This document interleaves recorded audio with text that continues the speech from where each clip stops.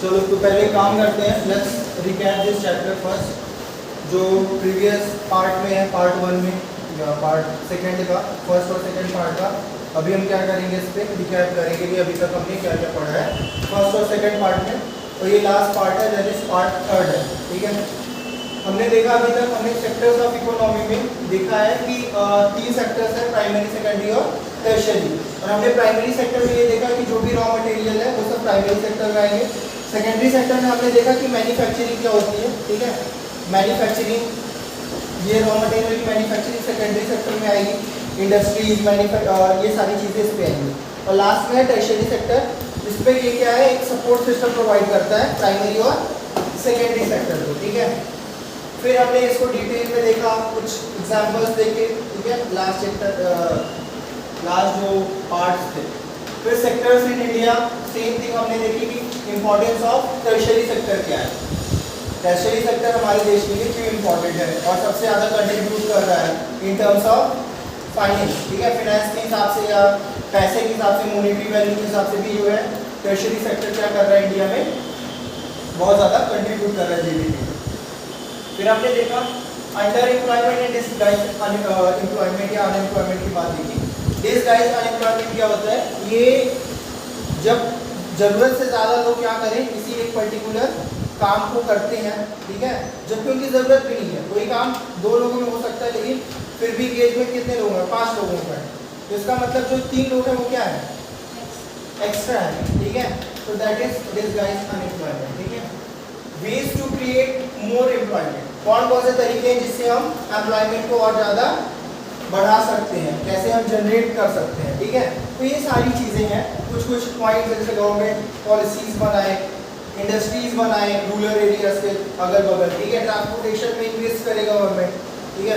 Education sector पे ज़्यादा invest करे, एजुकेशन पे, ठीक है। डिफरेंट सेक्टर्स पे क्या करे गवर्नमेंट, इन्वेस्ट करेगी, तभी क्या हो पाएंगे, जॉब अपॉर्चुनिटी, जो किसान है उनको क्या दे, सस्ते में लोन दे। तो ये सारी चीज़ें हैं जिसके थ्रू क्या कर सकते हैं। फिर हमने देखा था national rural employment guarantee act, उसको नारेगा या मनरेगा बोला जाता है, ठीक है। और ये 2005 से स्टार्ट की गई, लेटर में इसका नाम बदल दिया गया, ठीक है। And this 100 days job opportunity provide करता है, ठीक है। 100 दिन का क्या देता है, जॉब का इंश्योरेंस देता है कि 100 दिन तक तो हम क्या देंगे, जॉब देंगे ही देंगे, आपको काम मिलेगा ही मिलेगा। और इसको हम राइट टू वर्क से भी एसोसिएट कर सकते हैं, ठीक है। राइट टू वर्क मतलब काम करने का अधिकार। फिर हमने देखा ऑर्गेनाइज्ड और अनऑर्गेनाइज्ड सेक्टर, ये आज की जो है क्लास में हम डिस्कस करेंगे, ऑर्गेनाइज्ड एंड अनऑर्गेनाइज्ड। तो ऑर्गेनाइज्ड का भी हमने काफ़ी चीज़ें देख ली थी, जैसा कि हमने देखा कि organised sector enterprises are registered by government and have to follow all the rules. इसका मतलब ये हुआ कि जो ऑर्गेनाइज्ड सेक्टर है ये कहाँ रजिस्टर्ड होता है, गवर्नमेंट में रजिस्टर करना पड़ता है।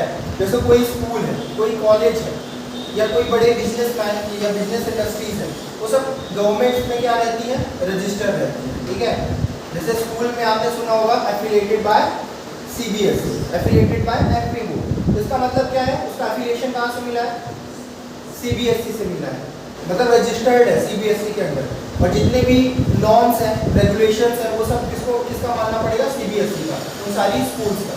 समझ में आया, समझ रहे हो ना सब लोग। जैसे 12th बोर्ड हर जगह क्या है, 12th में बोर्ड है, 10th में बोर्ड है, तो ये कौन डिसाइड करता है, क्या वो स्कूल डिसाइड करती है, नहीं।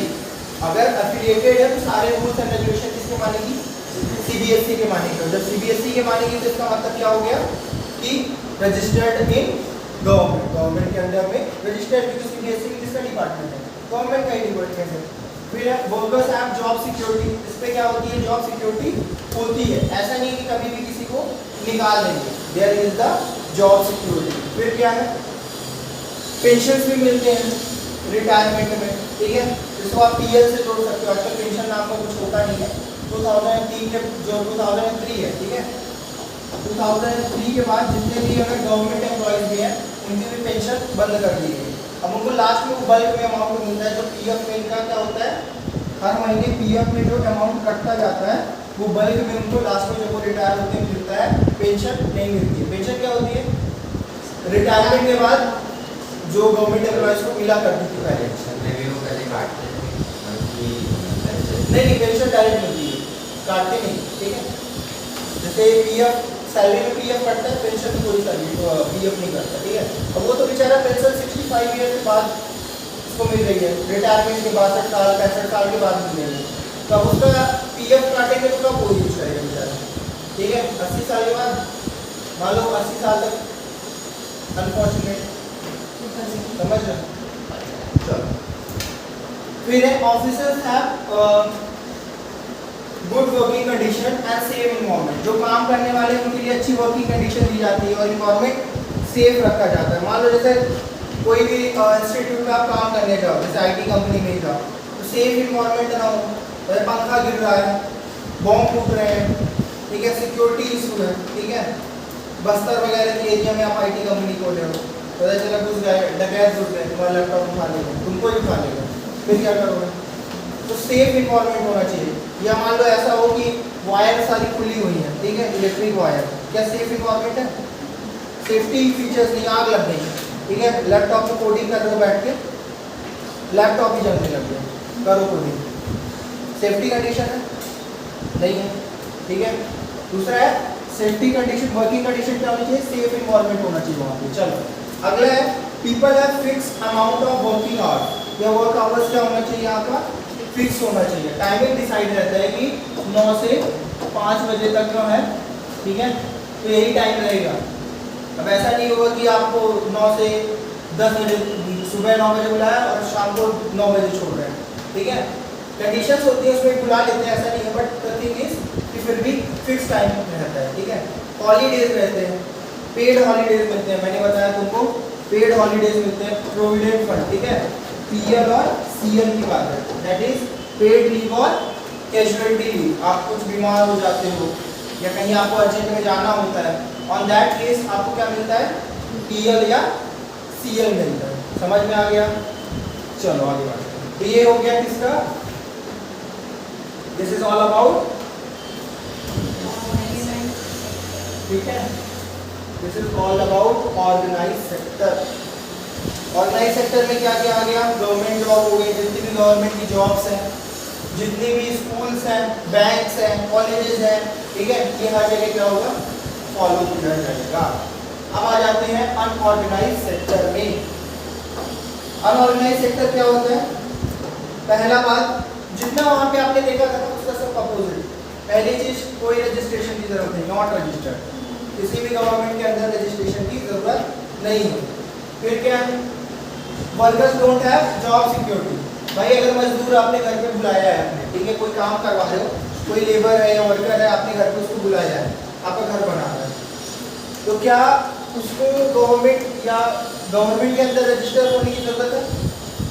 नहीं है, ठीक है, कंपनी थोड़ी ना है उसकी, वो तो आगे काम कर रहा है, ईंट लगा रहा है, छपाई कर रहा है, ठीक है, आपका पेंट कर रहा है घर में, तो गवर्नमेंट के अंदर रजिस्टर होने की जरूरत उसको नहीं है, ठीक है।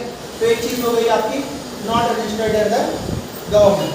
दूसरा, जॉब सिक्योरिटी है कि मान लो अगर तुम्हारा अच्छा पेंट नहीं कर रहा है, वेस्ट कर रहा है, इधर ज़्यादा कर रहा है, उधर कम कर रहा है, कुछ भी कर रहा है, अब क्या बोलोगे कि आप मत आओ, जितने दिन आपका हो गया पैसे ले लो, हम दूसरे से करवा लेंगे, क्योंकि आपको अपना काम बेकार तो करवाना नहीं है।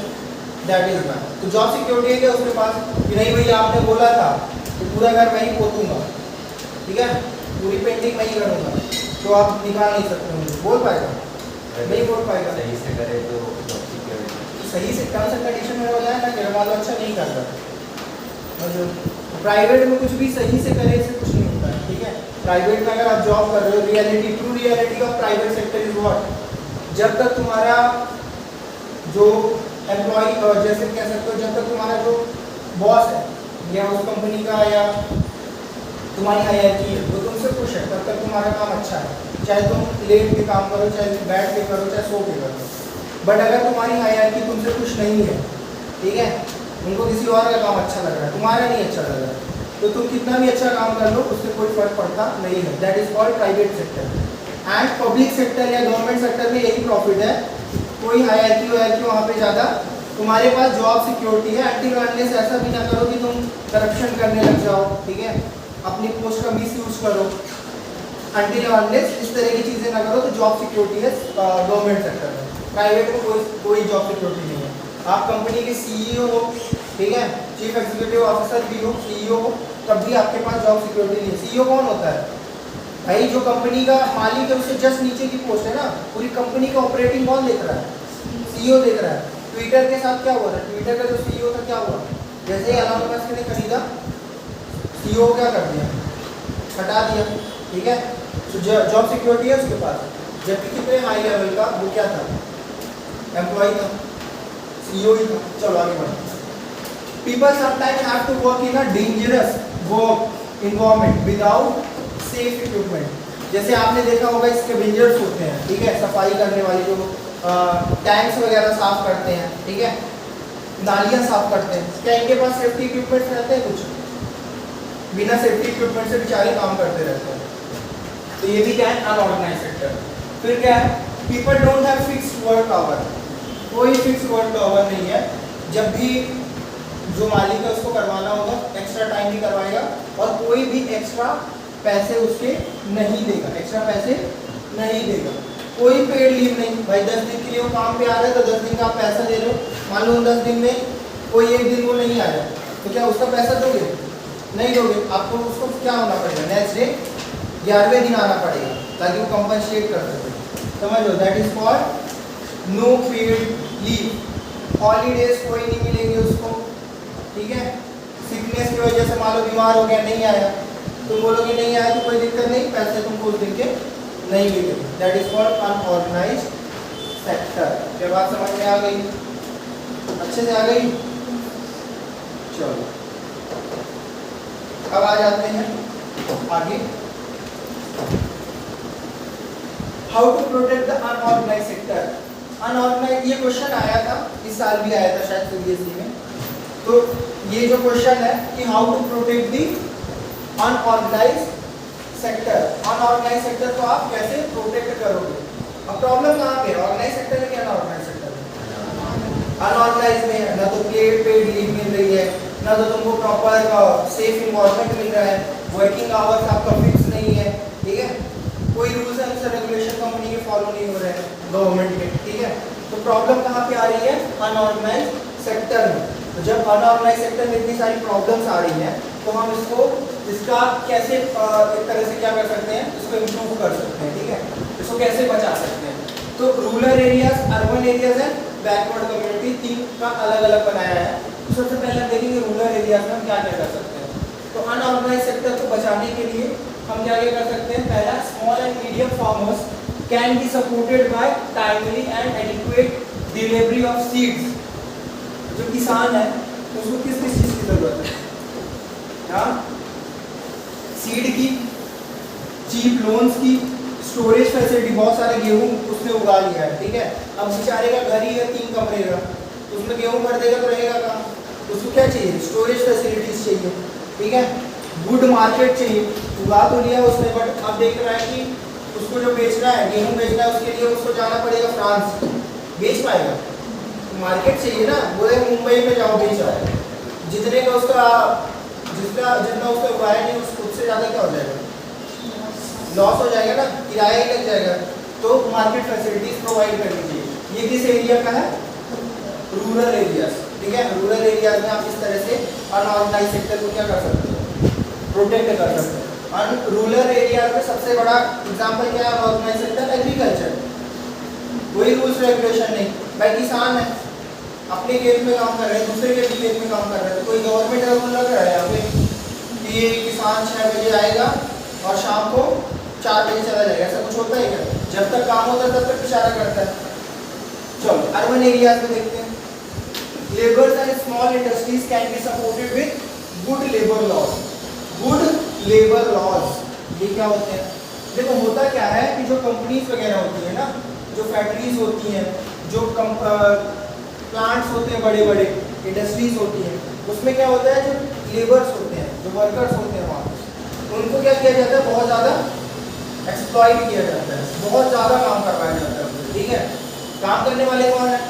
मालिक तो करेगा नहीं आके कि हथौड़ा चला रहा है, कौन चलाएगा? जो लेबर्स होते होंगे, वर्कर्स होते होंगे। तो उनके लिए क्या बनना चाहिए, प्रॉपर लॉज बनने चाहिए कि उनके भी वर्किंग आवर्स फिक्स होने चाहिए, उनको सेफ इन्वायरमेंट मिलना चाहिए कि भाई इंडस्ट्री में काम कर रहे हैं तो उसको आप शूज़ प्रोवाइड करो, उसको हेलमेट प्रोवाइड करो, ठीक है, हाथों के लिए ग्लव्स प्रोवाइड करो तो उसके हाथ खराब ना हो, ठीक है। तो ये सारी चीज़ें क्या करनी चाहिए, प्रोटेक्शन देनी चाहिए। पेड लीव दो, आपके यहाँ कंटिन्यूअस साल भर काम कर रहा है तो अगर मान लो 10 दिन नहीं भी आते हैं तो आपको क्या देना चाहिए, 10-12 दिन का पेड लीव देना चाहिए कि आप चलो 10-12 दिन आप नहीं भी आते हो तो आपको क्या मिलेगा, पेड लीव मिलेगी, समझ रहे हो। So that would be there in the urban area. Urban area में क्या रहता है, खेत रहते हैं क्या, इंडस्ट्रीज ही होती है ना, फैक्ट्रीज होती हैं हर एक चीज़ की, तो वहाँ पे किसकी बात की जाएगी, लेबर्स की। आ जाते हैं बैकवर्ड कम्युनिटी। बैकवर्ड कम्युनिटी कौन सी होती है, यस, बैकवर्ड कम्युनिटी जो है लोअर कास्ट पीपल्स होते हैं ज़्यादातर, ठीक है। तो यहाँ पे क्या होता है, बैकवर्ड कम्युनिटी में a large number of people from backward community work in the unorganised sector, they can be protected if they don't face any discrimination based on their caste और बैकग्राउंड। अब देखो ये बहुत इंटरेस्टिंग है, ये दोनों तो समझ में आ गया, लेकिन ये थोड़ा सा इंटरेस्टिंग ये है कि बैकवर्ड कम्युनिटीज है, बहुत सारी ऐसी कम्युनिटीज है जिनको जाति धर्म के आधार पर उनको क्या किया जाता है, डिस्क्रिमिनेट करना चाहिए, करते हैं, ठीक है, डिस्क्रिमिनेट किया जाता है। तो जो डिस्क्रिमिनेशन है वो पूरी तरह से क्या होना चाहिए, बंद होना चाहिए, ठीक है। अब ये नहीं है कि कोई एक पर्टिकुलर इंसान है और वो किसी पर्टिकुलर जाति का है या धर्म का है तो उसको उसके बेसिस पे आप क्या करो, उसको जज करो, उसको आप परेशान करो, तो उसके काम में ये उसका कास्ट और उसका बैकग्राउंड जिस जगह से वो आता है उसका कोई रोल नहीं होना चाहिए। अच्छा काम कर रहा है तो अच्छी बात है, बेकार काम कर रहा है तो हटा दो, बट ये नहीं होना चाहिए कि अच्छा काम कर रहा है और बैकवर्ड मतलब बैकवर्ड कम्युनिटी से है या किसी रिलीजन से है जो आपको पसंद नहीं है तो आप उसको क्या करो, डिस्क्रिमिनेट करो, सब पे प्रमोट करो, उसको क्या कर दो, भगा दो, समझ लो। तो ये बात की जा रही है कि बैकवर्ड कम्युनिटी को भी क्या मिलना चाहिए, प्रोटेक्शन मिलना चाहिए, ठीक है। जो दलित हैं, ठीक है, उनको भी क्या मिलना चाहिए, बराबर का हक मिलना चाहिए। अगर वो कैपेबल है, पढ़ने लिखने में अच्छे हैं, उनके अंदर टैलेंट है तो उनको भी आगे आने का पूरा मौका मिलना चाहिए, ठीक है। ऐसा नहीं होना चाहिए कि तुम इस जाति धर्म के हो तो नहीं, तुम इधर आओगे नहीं, तुम ये काम करोगे, तुम मंदिर में घुसोगे, ऐसा बिल्कुल भी नहीं करना चाहिए। क्या समझ में आया, चलो। हालांकि ये क्या हो रहा है, धीरे धीरे ये चीज़ें खत्म हो रही है। जैसे आप यहाँ पे बैठे हुए हो, इतने सारे लोग बैठे हो, तो क्या कोई किसी के साथ डिस्क्रिमिनेट कर रहा है, एज अ टीचर, चलो मैं ब्राह्मण समाज से हूँ, ठीक है, तो आप लोग, मुझे नहीं पता कौन किस जाति का है, किस धर्म का है, ठीक है, समझ लो, मैं किस बेसिस पे पढ़ा रहा हूँ, एज अ टीचर पढ़ा रहा हूँ और आप सबको इक्वली पढ़ा रहा हूँ। ऐसा तो नहीं कि किसी एक धर्म के आदमी को मैंने बोला कि तुम इधर बैठोगे, दूसरे धर्म वाला उधर बैठेगा और तुम तो और पीछे बैठोगे, ऐसा हो रहा है क्या? जिसको जहाँ जगह मिल रही बैठ रहा है, पढ़ रहा है, समझ रहे हो। हाँ, ये है कि फीस सबकी लगेगी, ऑब्वियसली यूनिफॉर्मिटी है, बट ऐसा नहीं है कि किसी के साथ क्या किया जा रहा है, कोई, अब कोई रेस्टोरेंट में आप जाते हो, सपोज कोई रेस्टोरेंट में जाते हो, ठीक है, तो क्या ये देख के जाते हो कि जहाँ ब्राह्मण खाना बनाएगा या ओबीसी वाला खाना बनाएगा या एसटी वाला बनाएगा या एसटी वाला वहीं जाएंगे, आदमी ये देख के जाता है ना खाना कहाँ अच्छा मिल रहा है, ठीक है, समझ लो मेरी बात। तो डिस्क्रिमिनेशन धीरे धीरे क्या हो रहा है, खत्म हो रहा है, और ये सोच को हटाना है, धीरे धीरे इस चीज़ को खत्म ही करना है। आप नई जनरेशन को, that is why I have to explain this, क्योंकि आज के जो आप बच्चे हो, चाइल्ड हो, कल फ्यूचर में क्या होगे, सिटीजन बनोगे देश के, ठीक है, और आपको क्या करना चाहिए, इन चीज़ों का पता होना चाहिए। चलो आगे बढ़ो। Sectors on the basis of ownership, एक और आ जाता है on the basis of ownership. कुछ सेक्टर्स हैं जो कि ऑनरशिप के बेसिस पे डिवाइडेड है, जैसे कि हम देख लेते हैं प्राइवेट और पब्लिक सेक्टर। तो प्राइवेट सेक्टर क्या होते हैं, जो किसके द्वारा ओन किए जाते हैं, प्राइवेट इंडिविजुअल, जैसे कि रिलायंस हो गया, अंबानी जी का, गूगल हो गया, एप्पल हो गया और टाटा हो गया, ठीक है। फिर क्या हो गया, ऑल द एसेट, एसेट मतलब होता है संपत्ति, ठीक है, संपत्ति, पूरी प्रॉपर्टी, पूरा ownership, responsibility of the services owned by individual और ग्रुप ऑफ इंडिविजुअल, ठीक है। प्राइवेट सेक्टर ऐसा है कि जो एसेट है, जो कह सकते हो अथॉरिटी है, ठीक है, जो कंट्रोल है, which is owned by individual और ग्रुप ऑफ इंडिविजुअल, मान लो पार्टनरशिप में कौन कंपनी खोली है तो ग्रुप ऑफ इंडिविजुअल ओन करेंगे, और अगर सिंगल बंदे ने खोला है तो सिंगल आदमी मालिक होगा। ये बात समझ में आ गई। Their goal is to make the profit. तुम और मैं मिलकर कोई कंपनी खोलते हैं तो क्या हमारा ये रहेगा कि हम फ्री में काम करें, सब फ्री में करें, अपनी सैलरी लाएं और उस बिजनेस में डाल दें और लोगों को फ्री में काम करवाएं, ऐसा होगा क्या? नहीं होगा। ठीक है, हम क्या चाहेंगे, एटलीस्ट कुछ प्रॉफिट तो उससे चाहेंगे ताकि हमारा भी क्या चल सके, घर चल सके। ठीक है, तो प्राइवेट इंस्टीट्यूशन जो भी होता है हमेशा प्रॉफिट मोटो ही होता है। ठीक है, कभी भी वेलफेयर के लिए नहीं खोला जाता। ठीक है, ऑल्दो आप सर्विस प्रोवाइड कर रहे हो बट आपका कोर मोटिव क्या है, प्रॉफिट है। और सेकेंड है public sector. Public sector, all the asset and the responsibility of the service is owned by government. जो गवर्नमेंट है, जो सरकार है, उसके द्वारा ये पूरी तरह से ओन की जाती है। ठीक है, और इनका गोल प्रॉफिट नहीं है, इनका गोल क्या है, टू सर्व द पीपल। लोगों को क्या देना, वेलफेयर प्रोवाइड करना, लोगों को एक तरह से सर्व करना, सर्विस देना। ठीक है, सस्ते कॉस्ट में, जैसे इंडियन रेलवे। तुमने सुना, एक चीज मैं तुमसे पूछना चाहूंगा, बेटा शांत रहो आप लोग। ठीक है, इंडियन रेलवे क्या है, आपने देखा होगा कभी भी इंडियन रेलवे की कोई सीट खाली नहीं जाती। आपको मान लो 2 दिन बाद या 3 दिन बाद कहीं जाना है तो आप अगर देखोगे तो वेटिंग में बताएगा, कोई सीट आपको खाली नहीं मिलेगी। पर फिर भी इंडियन रेलवे क्या है, लॉस में चलता है। ठीक है, जो आपका किराया है उससे इंडियन रेलवे को उतना ज़्यादा नहीं मिलता है। ठीक है, लॉस रहता है। इसका कोर रीज़न ये है कि जिस अमाउंट में जो सीट्स आपको 300-400 रुपये में स्लीपर मिल जाती है, स्लीपर वर्ग में आप जाते हो, वो उनको और ज़्यादा कॉस्ट में पड़ता है। ठीक है, उतने में वो पड़ता नहीं है, इस वजह से उनको क्या होता है, हमेशा लॉस फेस करना पड़ता है। समझ में आया? नहीं समझ में आ रहा है? आ रहा होगा। ठीक है, क्यों? क्योंकि वो क्या चाहते हैं, गवर्नमेंट क्या चाहती है कि लोगों को क्या हो सके, वेलफेयर हो सके, भला हो सके। ठीक है, जैसे कि गवर्नमेंट स्कूल्स हो गई, गवर्नमेंट स्कूल में कोई फीस देता है, कोई दिया आज तक? नहीं दिया। ठीक है, हॉस्पिटल्स में निग्लिजिबल फीस लगती है। ठीक है, post office negligible fees. Army क्या कर रही है, आपसे पैसा मांगने आते हैं क्या? जो सोल्जर्स हैं बॉर्डर से आते हैं और फिर तुमसे बोलते हैं पैसा दो, तुम्हारी प्रोटेक्शन कर रहे हैं, मांगते हैं क्या? तुमसे नहीं मांगते ना।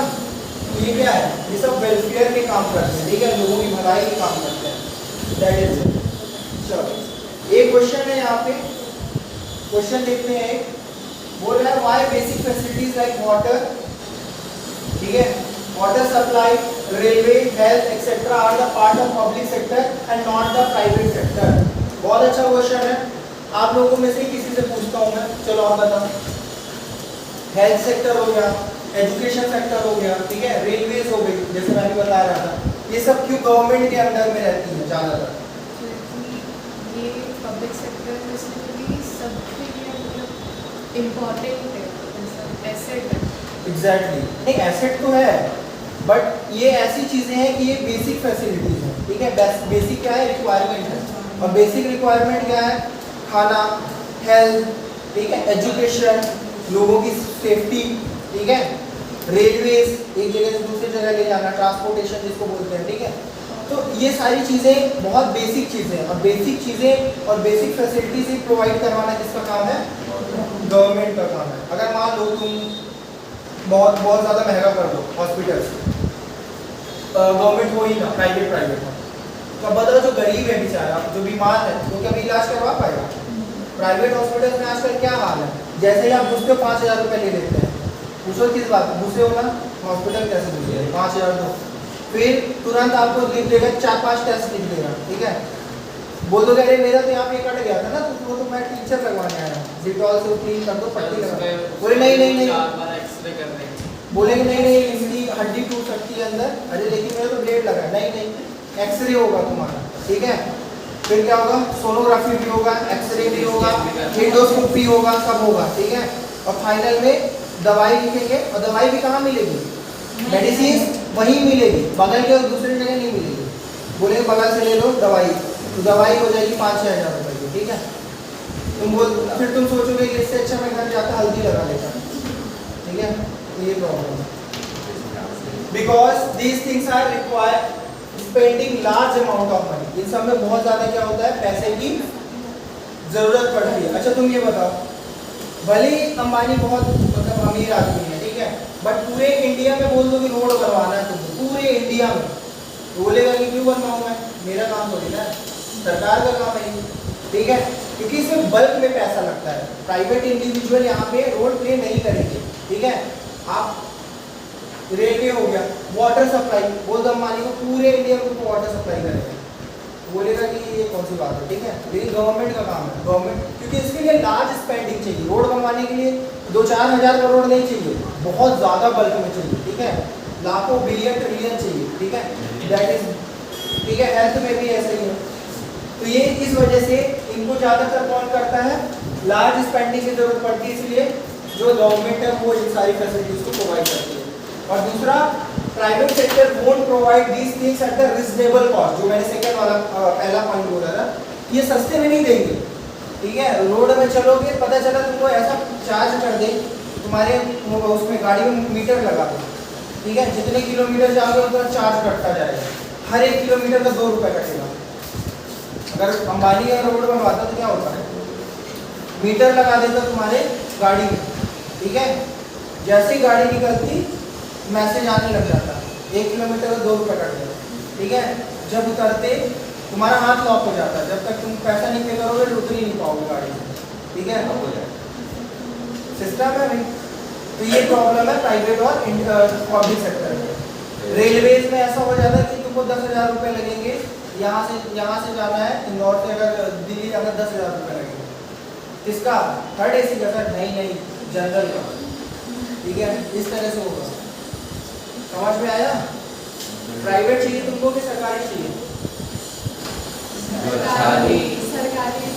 सरकारी चाहिए। चलो अब ये कुछ क्वेश्चंस हैं, ठीक है, और इनको देख लेना, जितना पढ़ाया है सारे उसी के अंदर है। डिफाइन सेकेंडरी सेक्टर, ठीक है, explain the problems of under employment, under employment क्या है, वही डिस्गाइज एम्प्लॉयमेंट है। अर्बन एरियाज में क्या प्रॉब्लम है, कुछ आंसर्स भी लिखे हुए हैं, देखो प्रॉपर आंसर्स लिखे हुए हैं, ये सब आप एक बार देख लेना, PDF फाइनल से लीजिए, ठीक है, या कि आपको इसमें साइट पे मिल जाएगी, सुविध निर्माण की साइट पे। This is the end of the chapter, बंद कर दो इसको।